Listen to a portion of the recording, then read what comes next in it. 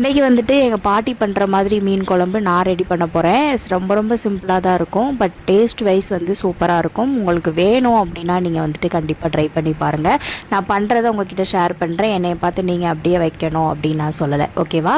குழம்பு வைக்கிறதுக்கு என்ன தேவை அப்படின்னா வெங்காயம் தக்காளி தான் தேவை. வெங்காயம் வந்து மீன் குழம்புக்கு கூட கொஞ்சம் அதிகமாக இருந்தால் நல்லாயிருக்கும். ஸோ அதனால் வெங்காயம் வந்து கூட கொஞ்சம் எடுத்திருக்கேன். தக்காளி புளி ஊற்றுறதுனால கொஞ்சம் ஒரு தக்காளி மட்டும்தான் எடுத்திருக்கேன்.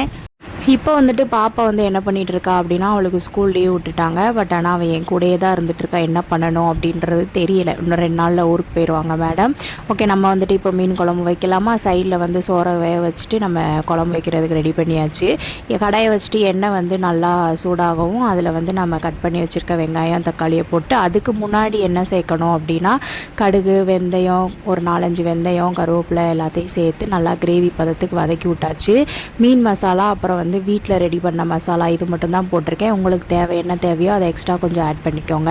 நான் வந்துட்டு பாப்பா சாப்பிட்றதுனால கம்மியாக தான் போட்டிருக்கேன். புளியை ஊற்றுனதுக்கு புளி கரைச்சி வச்சுருப்போல அதையுமே ஊற்றி நல்லா கொதிக்க விட்டாச்சு. மீன் குழம்பு வந்துட்டு கொஞ்சம் நல்லா வற்றி வந்தால் நல்லாயிருக்கும். நான் வந்து கொஞ்சம் தண்ணியாக வச்சுருக்கேன், நீங்கள் பார்த்து வச்சுக்கோங்க. குழம்பு வந்து நல்லா கொதித்ததுக்கப்புறம் மீனையுமே உள்ளே போட்டுட்டேன். பாப்பா வந்துட்டு நான் தான் போடுவேன் அப்படின்னு சொல்லி அடம் பிடிச்சிக்கிட்டு இருந்தா.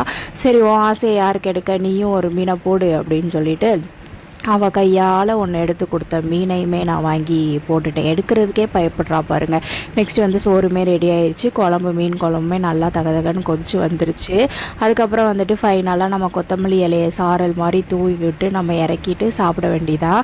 இன்றைக்கி வந்துட்டு சாட்டர்டே லன்ச் எங்கள் வீட்டில் என்னது அப்படின்னா சோறு அப்புறம் வந்துட்டு மீன் குழம்பு முட்டை. இதுதான். உங்கள் வீட்டில் என்னன்னு சொல்லிட்டு கமெண்ட் பண்ணி